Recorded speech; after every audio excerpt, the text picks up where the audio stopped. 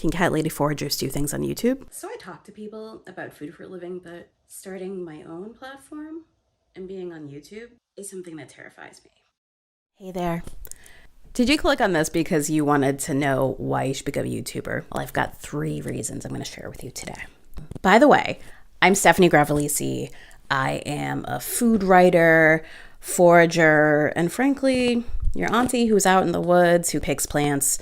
This is a space where I talk about life as a food writer, share my foraging walks, and the people that I get to do that with. The first reason you should start a YouTube channel is that every story matters and there's a person out there. So what do I mean by that? Everybody has a story and there's somebody out there who, when they hear your story, that's going to be a space for connection. That could be somebody who's running a small food business or someone who has a connection to a community that might be yours.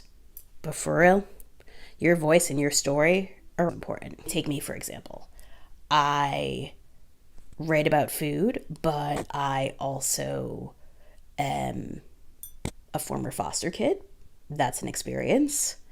And also, I am Dominican and Italian American, so you've got your mixed experience as well. I'm also a cat lover, and I collect cookbooks, but I also am obsessed with music and how music works. All of those things are going to come into play with the stories that I tell here, and that's going to be different from other food channels. Being a storyteller and being a YouTuber, you don't always have to follow the same path as others.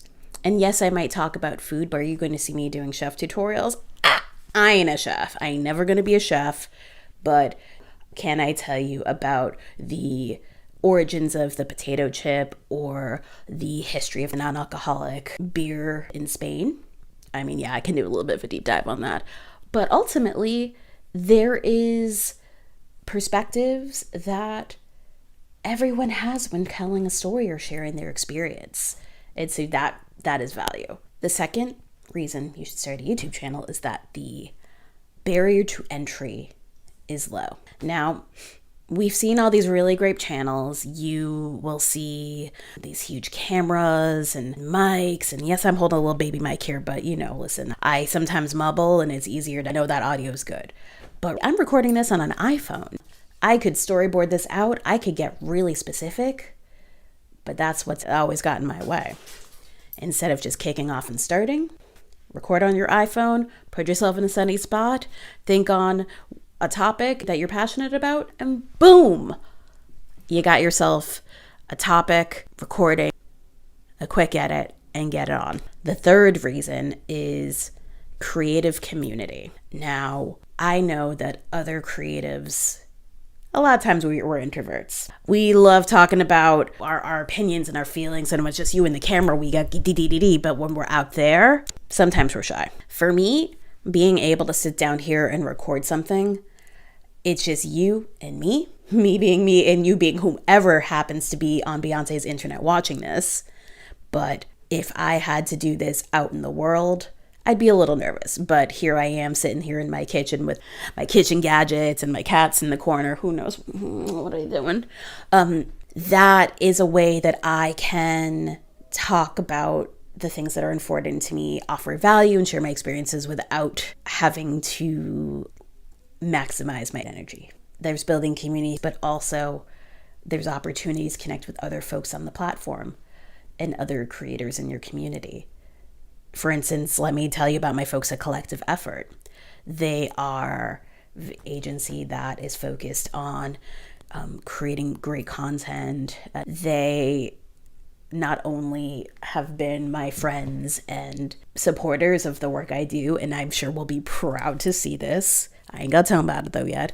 But also, they inspire me to push myself. It doesn't feel scary when I talk about these things because there isn't a space of like, oh, well, you can't do, like, why would you do that? They're just like, oh, yeah, do it. Just do it. We sit around, talk about content, share ideas for podcasts and videos and articles and social, and being part of that creative community fuels me. And the community inspires me to be here, but also other folks in food, whether that be food writers who might be talking about what they do. Maybe it's other foragers. Maybe it's other Black or brown creators. But the fact that we are part of this larger community means there's space to Skillshare and space to know that we're not on our own. These reasons are why you should go out and start a YouTube channel and be a YouTuber. I'll tell you though, I'm making this to motivate myself as well, in addition to motivating and supporting folks out there who are interested in taking the plunge but said, I don't know.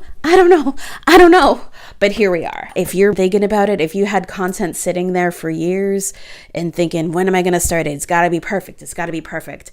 My friend, just do it. Your voice, your experience, the barrier to entry, and the community that is created and shared, you got this. So if you like what I'm saying here and you're interested in learning more about life as a food writer, life as a forager, me doing my thing, just subscribe, and thanks for stopping by. And there is so much opportunity, and I can't wait to hear your story. Oh, I told you about cats. This cat hates being on video. She also doesn't have a job, but does she like to be here like this? Yes. Will I be cooking in this apron? No. Can cat lady foragers do things on YouTube? Cat lady forager food writers do things on YouTube? You tell me.